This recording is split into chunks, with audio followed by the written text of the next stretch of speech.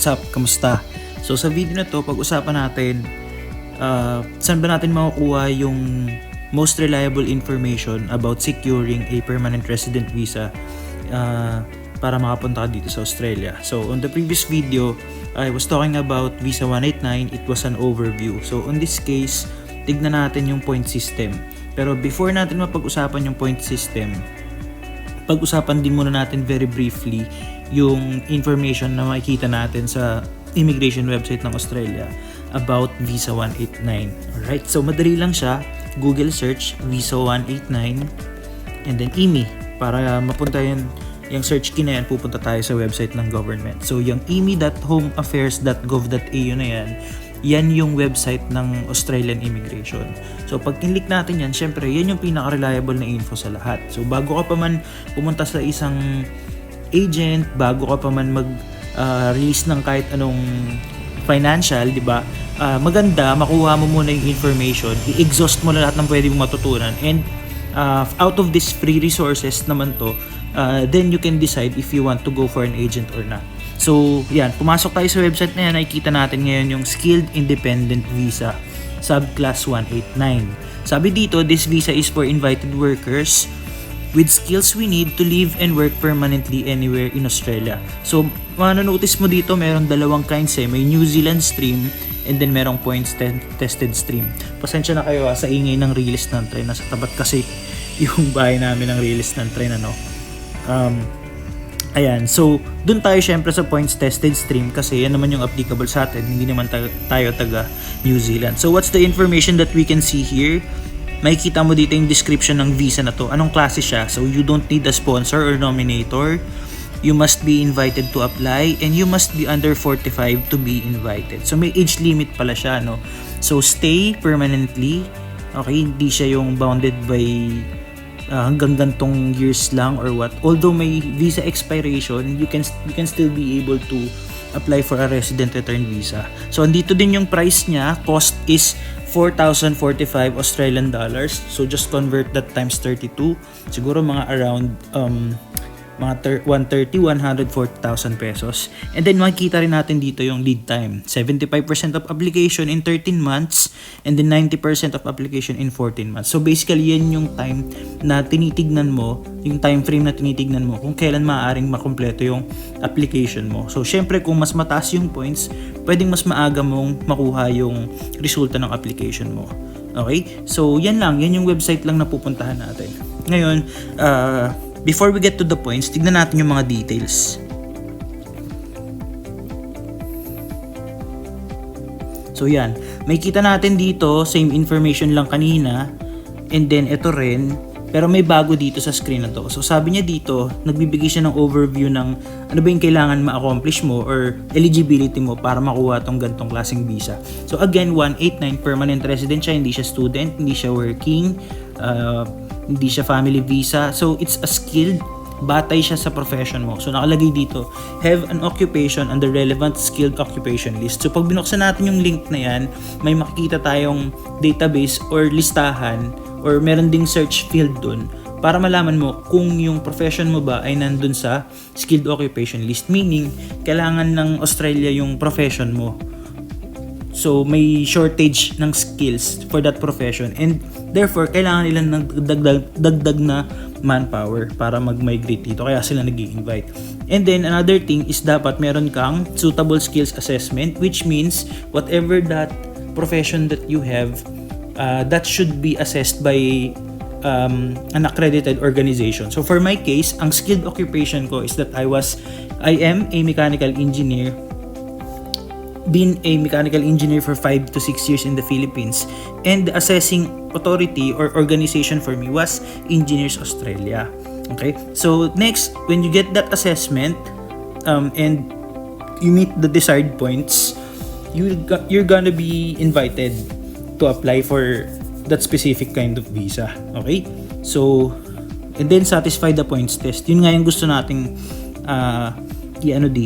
i-explore. Alright? So yun yung overview. Ano ba yung kailangan ng Visa 189? Ngayon, para mas mapadali, balik ako dun sa Google search and then type natin 189 Visa IMI and then lagyan natin dito points. Okay? So, again, dadalhin ka niya dun sa, ito.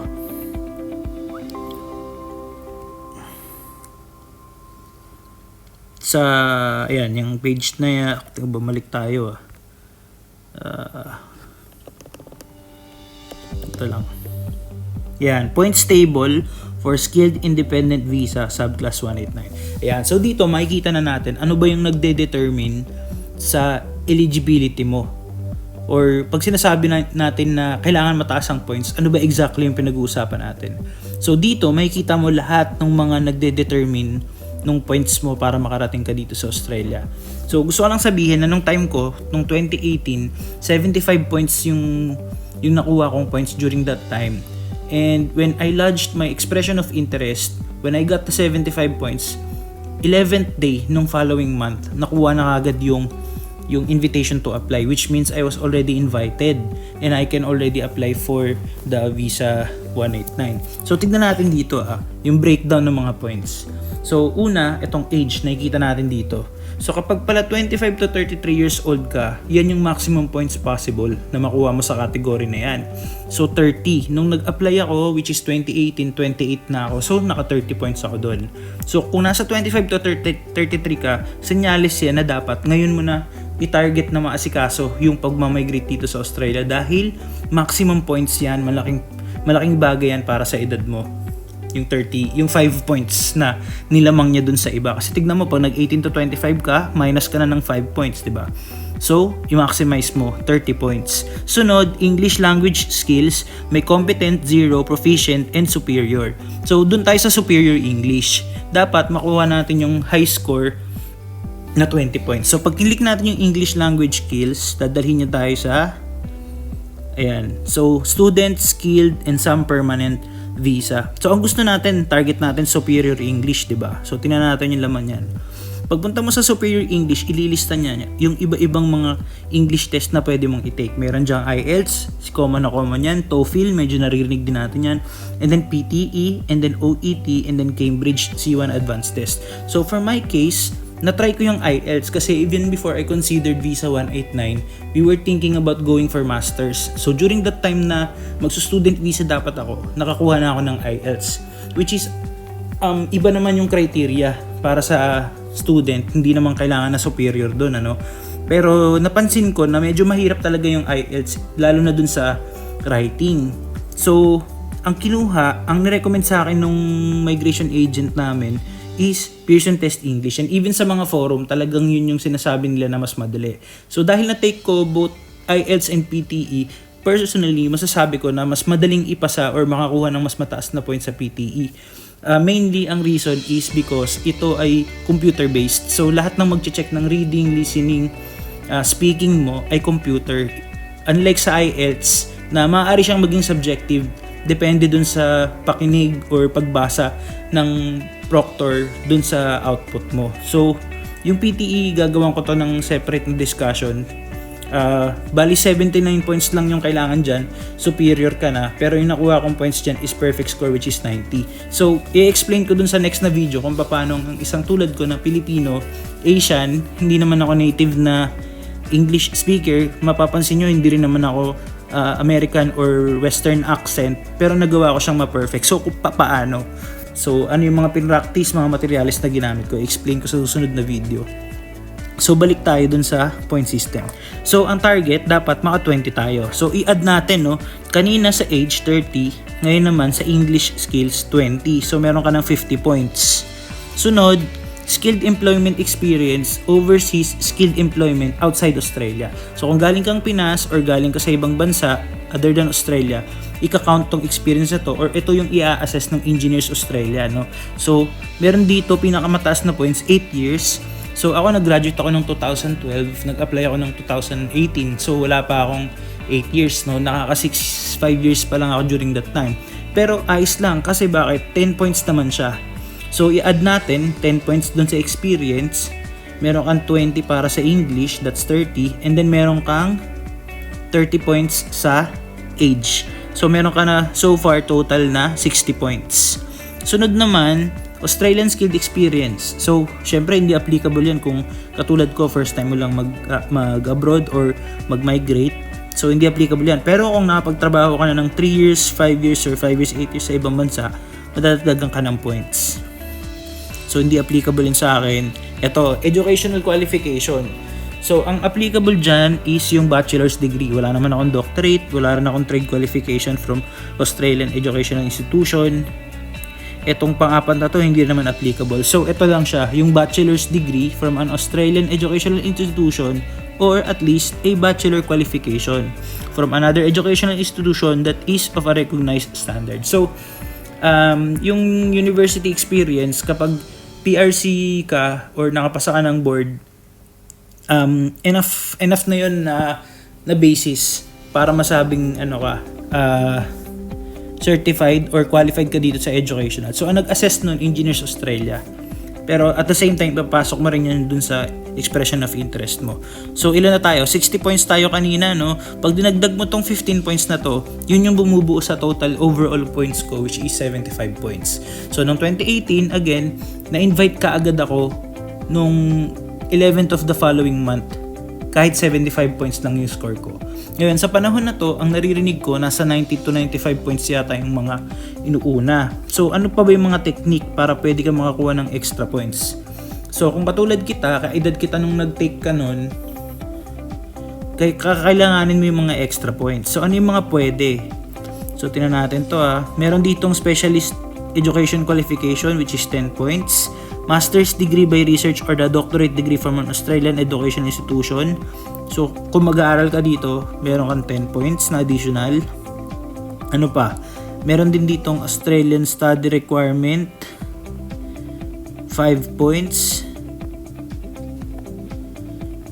Okay, so, and then, completion of a professional year. So, meron kang isang taon na nakapagtrabaho ka dito, 5 points din siya. Wala akong kakilala na nakakuha ng ganun Pero itong isang to, yung credential community language, yan. Pwede ka mag-exam ng magta-translate ka ng Filipino to English na ATI, no? So, may 5 points ka dyan. So, kung 75 plus 5, 80 points ka na. Sunod, study in regional Australia. Wala rin akong kilalang may ganyan, pero pwede rin, di ba? One degree diploma. Sunod is partner skills. Ayan. So, halimbawa, engineer ka, tapos yung jowa mo or asawa mo ay engineer din. So, pwede siyang magpa-assess katulad mo. Kailangan din siyang may competent English. Dagdag 10 points yan. So, kung meron ka na nung naati na 5 points, 80 ka na, nagdagdag ka ng yung partner mo magpa-assess din, 10 points ang madadagdag. 'Di ba? So, ilan na yun? 90 points na. So, kapag nakuha mo lang tong dalawang to, na skilled yung partner mo, ma-assess din siya na skilled. 'Di ba? 10 points plus 5, tas magta-translate ka, 15 points. So, meron ka ng 90 points.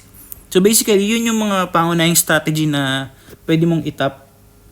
O, 'di ba may isa pa dito, if you are single and your partner is an Australian citizen or permanent resident. So, add 10 points na siya, 'di ba? Kung yung partner mo ay PR or Australian citizen. So, meron din na your spouse or de facto partner must be also an applicant for this visa, has competent English. Yeah, kung hindi man siya skilled, 'di ba? At least mag-English test siya, plus 5 points 'yun. So, nakikita nyo yung possibility na makapag 85 to 90 points ka. Hindi rin siya malayo or kumbaga imposible during this time. Medyo nagtaas lang talaga ng points.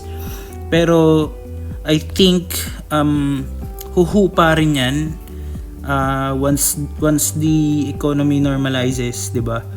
So, I think it's not too late naman to consider migrating to Australia if sumagi man siya sa isip mo. So, yan yung overall point system ng na sinasabi natin dito sa Australia. So, sa susunod na video, pag-usapan natin paano ako nakasecure ng mataas na points dun sa English. Okay?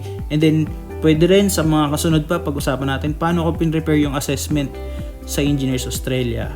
And then, pag-usapan din natin, i-recap natin kung ano yung mga step-by-step na process. So far, alam na natin yung overview, and then ngayon, na-cover natin yung point system, and then mas nagka-idea tayo kung paano ba talaga yung Visa 189. So, if you have questions, basta i-comment mo lang dito or i-PM mo ako. And hopefully dun sa mga kasunod na content natin, masagot natin yung mga concerns.